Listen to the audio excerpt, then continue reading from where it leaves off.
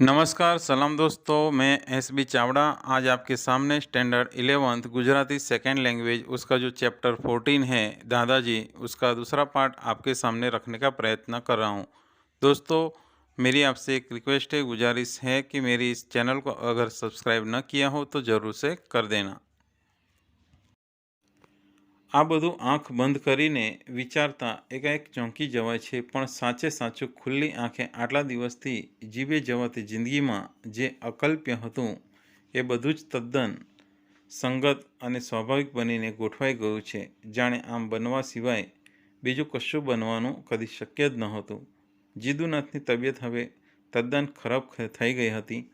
કલ્યાણીના લગ્નની વાટ જોઈને જ એ જાણે જીવી રહ્યા હતા. કલ્યાણી હજી તો તદ્દન બાળક જેવી ભોળી, સરળ, નિર્મળ હતી. લગ્નના વ્યાપક અર્થ વિશે એ કંઈ પણ સમજતી નહોતી, પણ હવે મોડું કરવાનું પાલવે એમ નહોતું. અત્યંત ઝડપથી જીદુનાથ જીવનશક્તિ ગુમાવી રહ્યા હતા. એક દિવસ કલ્યાણી ખાટલા પર બેસીને જીદુનાથનું માથું દબાવી રહી હતી. બંધ આંખે જીદુનાથે પૂછ્યું કે કલ્યાણી, હવે હું ખૂબ ગરડો થયો છું. લોકો કહે છે કે માણસ જ્યારે ગરડો થાય એટલે એણે સંન્યાસી બનીને હિમાલય બાજુ ચાલ્યા જવું જોઈએ. હું જાઉં તો તને ગમશે ને? ઉજ્જવલ હાસ્યથી બેવ આંખોને ભરીને કલ્યાણી બોલી, ગમશે જ તો દાદાજી, કહો ક્યારે જઈશું? જીદુનાથે નિશ્વાસ મૂક્યો કે તારાથી સાથે ન અવાય બેટા, હું તો મારે માટે કહું છું. કલ્યાણીનું મન મ્લાન થઈ ગયું, યાની કે દુઃખી થઈ ગયું. પડવાર રહીને બોલી કે તમે મને એકલી મૂકીને જશો દાદાજી? તારા લગ્ન થશે બેટા, પછી તું એકલી નહીં રહે. જે ગામ તારા લગ્ન થશે એ ગામ તું આ બધું છોડીને ચાલી જશે. ત્યાં નવા લોકો હશે, પણ એ બધા તને પ્રેમથી રાખશે. કશાય ખ્યાલ વગર એમને એમ જ કલ્યાણી બોલી ગઈ કે તમે પણ સાથે આવશો ને દાદાજી? મારાથી સાથે ન અવાય બેટા, જીદુનાથે સ્નેહકરુણ કંઠે કહ્યું. કલ્યાણી ઘડીક શાંત રહી. થોડીવાર પછી બોલી કે મારે લગ્ન નથી કરવા દાદાજી, તમને છોડીને હું ક્યાંય નહીં જાઉં. શું કામ તમે મારા લગ્ન કરો છો? જીદુનાથની બંધ આંખોમાંથી ગરમ આંસુ ઝરવા લાગ્યા. બીજી બાજુએ મોં ફેરવી લઈને એ શાંત સૂઈ રહ્યા. હાય રે, જે જિંદગી તદ્દન મુક્ત હતી, કોઈનાય સ્નેહ બંધનમાં જકડાયા વગરની હતી, એ જ जिंदगी यानी जीदुनाथ जी जब अकेले बैठकर जब ये सारी चीज़ें वो सोचते हैं कि किस प्रकार उन्होंने कल्याणी को पाल पोस कर बड़ा किया और इस लायक यानी कि शादी के लायक बनाया, कहते हैं कि ये घटना जो उन्हें अशक्य लगने लगी थी और ये अशक्य लगने वाली ये जो घटना है आज उनके सामने कहते कि वो आने लगी थी.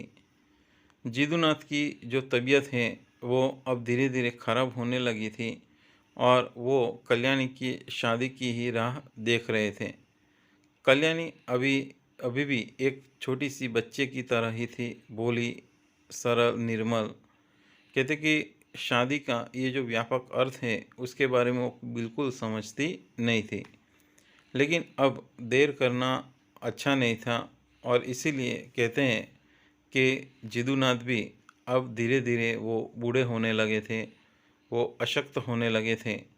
एक दिन कल्याणी जब उनकी चारपाई के पास बैठकर उनका सर दबा रही थी, तो उस समय जिदुनाथ ने कल्याणी को पूछ लिया कि बेटा, अब मैं बूढ़ा हो गया हूँ. लोग कहते हैं कि इंसान जब बूढ़ा हो जाता है तो उसे संन्यास ले लेना चाहिए और हिमालय की तरफ चले जाना चाहिए. क्या तुझे, मैं अगर उधर जाऊंगा तो तुझे अच्छा लगेगा? तो ये सुनकर वो हंसकर बोलती है कल्याणी कि मुझे तो अच्छा ही लगेगा दादाजी, कहो हम लोग कब जाएंगे? ये सुनकर जिदुनाथ उदास हो गए और उन्होंने कहा कि बेटा, तेरे से नहीं, तू नहीं आ सकती, वहाँ तो मुझे अकेले ही जाना है. ये सुनकर कल्याणी का जो मन है वो दुखी हो गया और थोड़ी देर बाद वो बोली कि आप मुझे अकेली रख कर यहाँ से चले जाओगे दादाजी?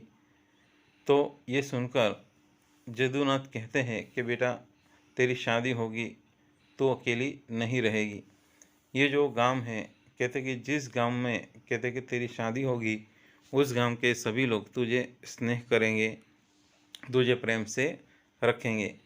बिना किसी ख्याल के ऐसे ही कल्याणी बोल गई कि आप भी मेरे साथ आओगे ना दादाजी।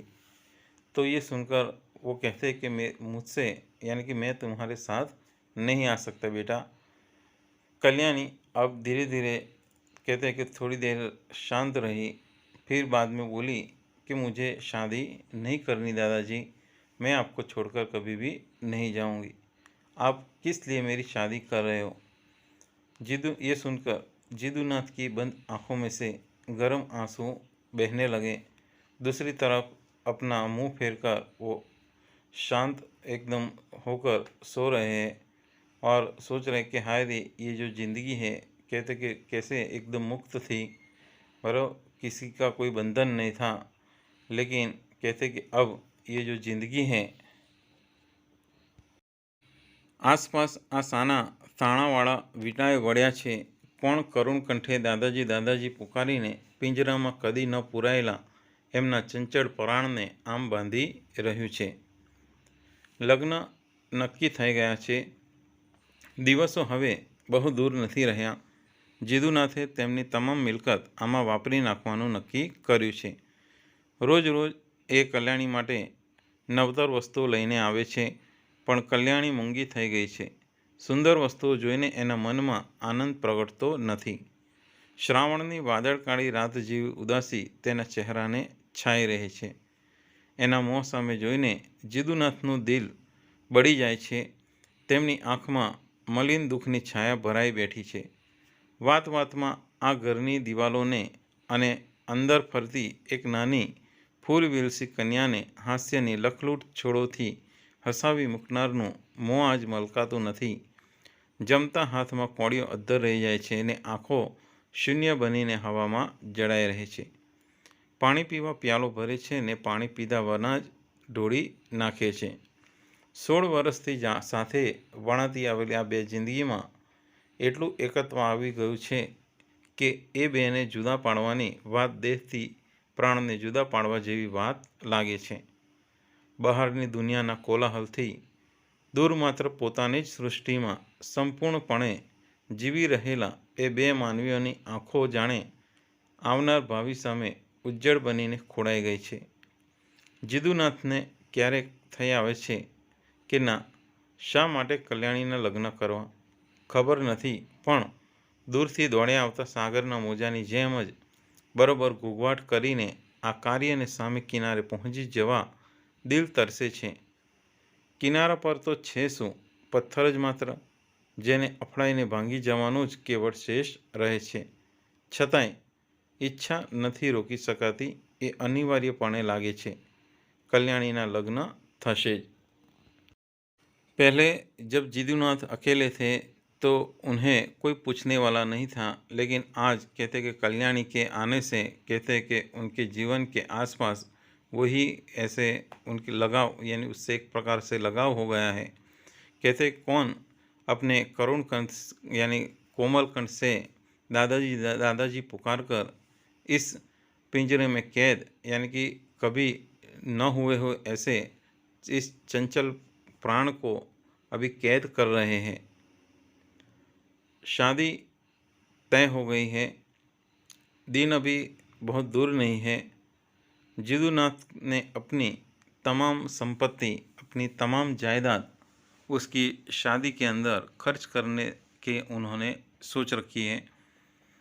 वो हर रोज़ कल्याणी के लिए नई नई चीज़ें लाते हैं, लेकिन कल्याणी जो है वो एकदम सुमसाम हो गई है, कुछ भी बोलती नहीं है। ये सारी चीज़ों को देखकर भी उसके मन में बिल्कुल आनंद नहीं आता है। कहते हैं कि उसके चेहरे पर जैसे सावन के काले बादलों की तरह ही उदासी छाई रहती है। जब जिदुनाथ जी उसके चेहरे के सामने दिखते हैं तो उन्हें भी बहुत दुख होता है और कहते उनकी आंखों के अंदर कहते एक दुख की छाया बर आती है।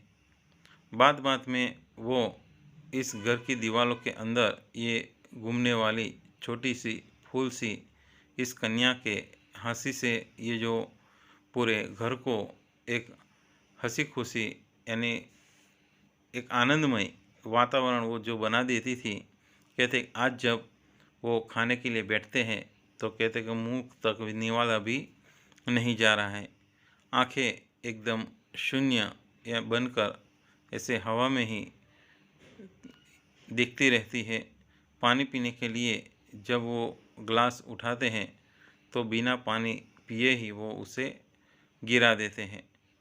16 साल से कहते कि एक दूसरे के साथ कहते जुड़ी इस ज़िंदगी में कहते इस प्रकार एकत्व आ गया है, एक दूसरे से इस प्रकार से जुड़ गए हैं कि अब उन्हें अलग करने की बात देह से प्राण को जुदा करने की बात जैसी हो गई है। यानी कहते कि दोनों एक दूसरे के साथ इतने ओतप्रोत हो गए हैं कि दोनों को एक दूसरे से अलग करना सोच ही नहीं सकते। तो लेकिन फिर भी कहते हैं कि ये जो सृष्टि का जो नियम था, कहते हैं कि जिदुनाथ को कहते हैं कि कभी कभी वो सोचते हैं कि कल्याणी की वो शादी न करे तो कितना अच्छा है, लेकिन फिर भी समाज के कारण कहते हैं कि अपनी इन इच्छाओं को वो पूरा नहीं कर सकते, क्योंकि समाज के कारण कल्याणी की उन्हें शादी करनी ही पड़ेगी। और इसीलिए वो मन ही मन सोचते हैं कि नहीं, मैं कल्याणी को अपने पास नहीं रखूँगा, उसकी शादी होगी, જરૂર होगी। લગ્નનો દિવસ આવી પહોંચ્યો। આગલે દિવસે કલ્યાણી બારી પાસે ઉદાસ ચહેરે ઊભી હતી। સંધ્યાના અજવાળા આછા બની ગયા હતા। ત્યાં જીદુનાથ થાકેલા દેહે હાથમાં કેટલીક વસ્તુઓ લઈને ચૂપચાપ દાખલ થયા અને વસ્તુઓ ઠેકાણે મૂકી ધીરે પગલે કલ્યાણી પાસે આવીને ઊભા રહ્યા। રડું રડું થતા અવાજે કલ્યાણી બોલી કે શા માટે આટલી બધી વસ્તુઓ લઈ આવો છો દાદાજી? કાલે જ તારા લગ્ન છે, તો શણગાર નહીં સજે? મ્લાન કંઠે કલ્યાણી બોલી કે તમને છોડીને જવું ગમતું નથી દાદાજી, મનમાં કંઈક થઈ જાય છે। જીદુનાથની આંખમાં આંસુ ભરાઈ આવ્યા। મોં ફેરવી લઈને સ્નિગ્ધ કોમળ અવાજે તે બોલ્યા કે દીકરી તો સાસરે શોભે ને બેટા, કોણ ક્યાં શોભે એની મને ખબર નથી દાદાજી, પણ તમારા સિવાય તો હું કોઈને ઓળખતી નથી। સાચે જ શું તમે કોઈ અજાણ્યા ગામના અજાણ્યા લોકોની વચ્ચે મને મૂકીને ચાલ્યા જશો? જીદુનાથ હવે રહી શક્યા નહીં। બે હાથ વડે તેમણે મોં ઢાંકી દીધું। એમની આંખોમાંથી આંસુ વહેવા लाग्યા। જીવનના છેલ્લા દિવસોમાં અજાણપણે જ ક્યાંકથી સ્નેહનો જે ઝરો ફૂટી નીકળ્યો છે, એના નીર પાછા વાળ્યા વળાય એમ નથી રહ્યા। असहाय अतृप्त हृदयनी प्यास एक बुढ़ा आदमीना प्राणने विह्वल बनावी रही है। शादी के जो दिन हैं वो नज़दीक आ गए हैं। कहते कि शादी के अगले दिन जब कल्याणी खिड़की के पास उदास चेहरे से खड़ी हुई थी और कहते कि संध्या भी हो गई थी और उजाला अब धीरे धीरे कम हो गया था, वैसे ही कहते हैं कि उस समय जिदुनाथ वहाँ थके हुए हाथ में थोड़ी सी चीज़ें लेकर चुपचाप अंदर घर के अंदर दाखिल होते हैं और उन चीज़ों को व्यवस्थित जगह पर रखकर धीरे से कल्याणी के पास आकर खड़े रहते हैं। कहते हैं कि एक दर्द भरी आवाज़ में कल्याणी अपने दादाजी से कहती है कि इतनी सारी चीज़ें आप क्यों लाते हो दादाजी? तो ये सुनकर वो कहते हैं कि बेटा कल तेरी शादी है, क्या तू यानी साज श्रृंगार नहीं करेगी, यानी तू सजेगी नहीं? तो दुखी आवाज़ से वो बोलती है कि आपको छोड़कर मुझे जाना अच्छा नहीं लगता दादाजी। कहते कि मुझे के मन में कुछ हो जाता है। ये सुनकर जिदुनाथ की आंखों में आंसू आ जाते हैं। वो अपना चेहरा घुमा लेते हैं और कहते हैं कि स्निग्ध कोमल आवाज़ में कहते कि बेटा दिकरी तो अपने ससुराल में ही अच्छी लगती है, कौन कहाँ अच्छी लगती है शुभाईमान देती है उसे मुझे कोई पता नहीं है, कुछ पता नहीं है, उसे मुझसे कोई लेना देना नहीं है दादाजी। लेकिन कहते कि मैं आपके अलावा किसी और को मैं पहचानती नहीं हूँ। क्या सचमुच आप मुझे किसी अनजान गांव में अनजान लोगों के बीच में मुझे छोड़कर चले जाओगे? अब जिदुनाथ अपने आप को रोक नहीं पाए। वो दो हाथों में अपने मुंह को ढककर कहते यानी कि वो छुपा लेते हैं, अपने आंसुओं को छुपाने का प्रयत्न करते हैं। उनकी आंखों में से आंसू बहने लगते हैं। जीवन के इन अंतिम दिनों में कहते हैं कि अनजान रूप से कहीं से ये जो स्नेह का ये जो झरना है वो फूट निकला है, और उसके जो नीर है, उसका जो पानी है, अब वो वापस जाए ऐसा नहीं है। वो असहाय हो गए हैं। अतृप्त हृदय की प्यास एक बूढ़े आदमी के प्राण को एकदम विह्वल यानी कहते अधीर बना रही है। લગ્નના દિવસે જાનૈયાઓ આવી પહોંચ્યા. ખાસ માણસો નથી. વર સહિત બધા જ મળીને કુલ 4 જણા છે. જીદુનાથની તબિયત સારી નથી એટલે એ વધુ કંઈ કરી શક્યા નથી. બહાર કશી ધામધૂમ કે ધમાલનો અભાવ છે. જીદુનાથે કેટલીક મહેનત પછી આ કુટુંબને શોધી કાઢ્યું છે. કુટુંબમાં છે પણ કોણ? એમના જેવા જ તરછોડાયેલા છતાં ભદ્ર લોકો, યુવક, એની બુઢી માં અને નાની બહેન. એ લોકો બહુ પૈસાદાર નથી પણ ખાનદાન છે. વર છે કાંતિમાન, સંસ્કારી, કુલીન. કલ્યાણી જીદુનાથની પુત્રી નથી એ વાત એ જાણે છે, પણ એના પ્રત્યે એણે વિરક્તિ દાખવી છે. કલ્યાણી એને ગમી છે. લગ્ન પછી જીદુનાથ પણ પોતાના ઘેર આવીને ને જ રહે એવો એણે ખૂબ જ આગ્રહ કર્યો હતો. જીદુનાથને કલ્યાણીને કારણે ક્યારેક એવી ઈચ્છા પણ થઈ જતી, પણ એને અનુચિત સમજીને હૃદયની દુર્બળ લાગણીઓને તેમણે દ્રઢતાના દોરથી બાંધી લીધી હતી. ને હવે જીવવા જેવી એમની તબિયત પણ ક્યાં હતી? આખરે લગ્નનો સમય થયો. દિવસો જેના વીતતા નહોતા એની સાંજ તે દી જલ્દી પડી. જીદુનાથે કન્યાદાન આપ્યું. એમનું શરીર થરથર ધ્રુજતું હતું. કલ્યાણીની આંખોમાંથી શ્રાવણધાર નીતરી રહી હતી. એનું હૃદય ભેદીને જાણે સ્વરો બહાર નીકળવા મથી રહ્યા. તમને છોડીને ક્યાંય નહીં જાઉં, ક્યાંય નહીં જાઉં દાદાજી. પણ યજ્ઞના ધૂમ્રગોટમાં એ સ્વરોને આંસુની વરાળ બની ઉડી જવા સિવાય બીજો કોઈ માર્ગ મળ્યો નહીં. લગ્નની વિધિ સમાપ્ત થઈ ગઈ. નવદંપતી જીદુનાથને પગે લાગવા આવ્યા. બંનેએ જીદુનાથના પગમાં માથું નમાવ્યું. જીદુનાથ પગથી માથા સુધી કંપી ઉઠ્યા. ભાંગતા અવાજે તેઓ બોલ્યા કે સુખી રહો બેટા. કલ્યાણીએ એક ડૂસકું ખાધું. એના નમેલા માથા પર જીદુનાથના આંસુ ટપકવા લાગ્યા. દિવાલનો એણે આશ્રય લીધો. એની આંખે અંધારા આવવા લાગ્યા. કલ્યાણી પાછી ફરી દાદર ઉતરવા લાગી. પગથિયાં ઉતરતા ઉતરતા એ અટકી ગઈ. એણે પાછળ જોયું કે કોઈએ છેડો પકડીને થોભાવી કે શું, પણ એ તો પેલી સફેદ બિલાડી હતી, કલ્યાણીની હંમેશાની સાથીદાર. નજર પડતા જ કૂદકો મારીને દૂર નાસી ગઈ. દાદાજી, દાદાજી. કલ્યાણીના ગળામાં શબ્દો રૂંધાવા લાગ્યા. જવું ગમતું નથી દાદાજી. એનું મન लाख लाख बार एक ની एक बात गूंटी રહ્યું. यानी शादी के दिन ये जो बाराती जो है वो यहाँ पर आ पहुँचे. कहते कि उस बारात में कुछ खास ज़्यादा आदमी नहीं थे. कहते कि वर के साथ मिलकर कुल 4 ही लोग थे. जीदुनाथ की तबीयत भी अब अच्छी नहीं रहती थी, इसीलिए वो ज़्यादा कुछ कर नहीं पाए, और बाहर भी किसी भी प्रकार की धाम-धूम या धमाल का अभाव था.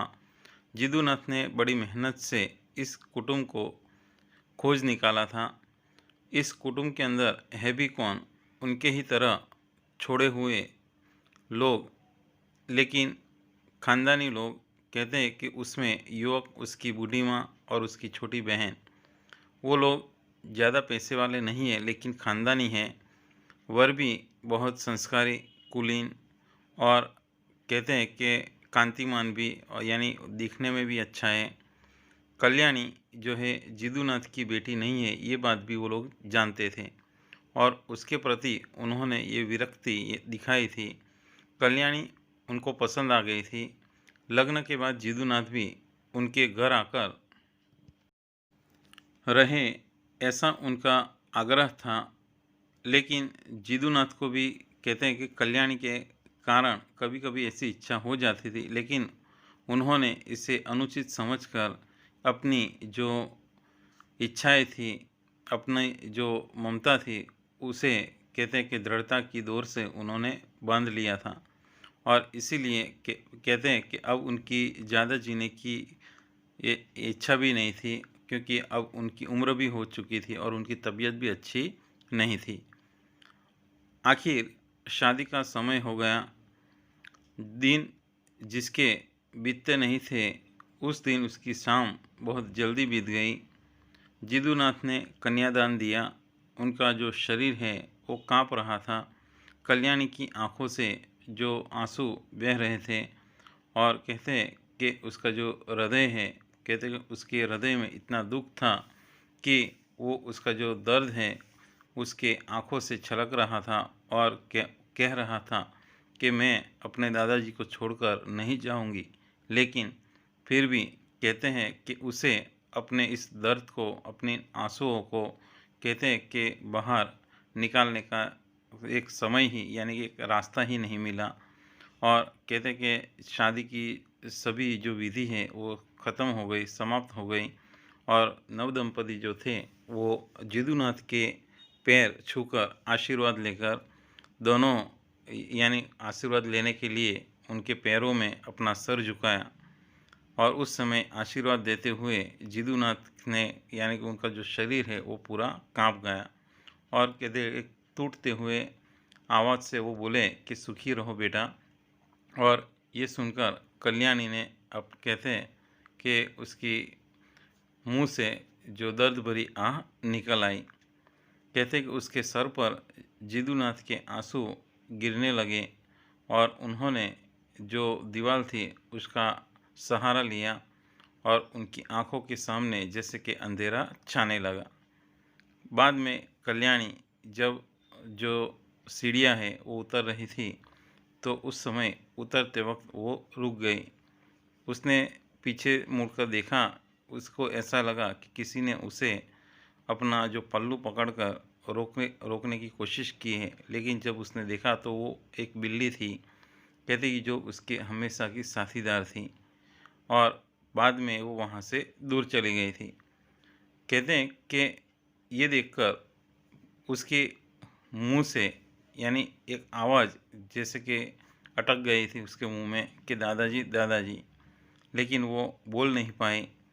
वो मन ही मन वो बोलती है कि मुझे जाना अच्छा नहीं लगता है दादाजी, लेकिन कहते हैं कि फिर भी वो अपने मन को मक्कम बना रही है और जाने की कोशिश कर रही है। तो दोस्तों, आपको मेरा ये वीडियो ज़रूर पसंद आया होगा। दोस्तों, मेरी आपसे एक रिक्वेस्ट है कि अगर मेरे इस चैनल को अभी भी सब्सक्राइब न किया हो तो ज़रूर से कर देना। तो दोस्तों, मैं अगला वीडियो ज़रूर आपके सामने लेकर उपस्थित होऊंगा। तब तक के लिए धन्यवाद, आभार, थैंक्स। तो दोस्तों, आपको मेरा ये वीडियो ज़रूर पसंद आया होगा। दोस्तों, मेरी आपसे एक रिक्वेस्ट है कि अगर मेरे इस चैनल को अभी भी सब्सक्राइब न किया हो तो ज़रूर से कर देना। तो दोस्तों, मैं अगला वीडियो ज़रूर आपके सामने लेकर उपस्थित होऊंगा। तब तक के लिए धन्यवाद, आभार, थैंक्स।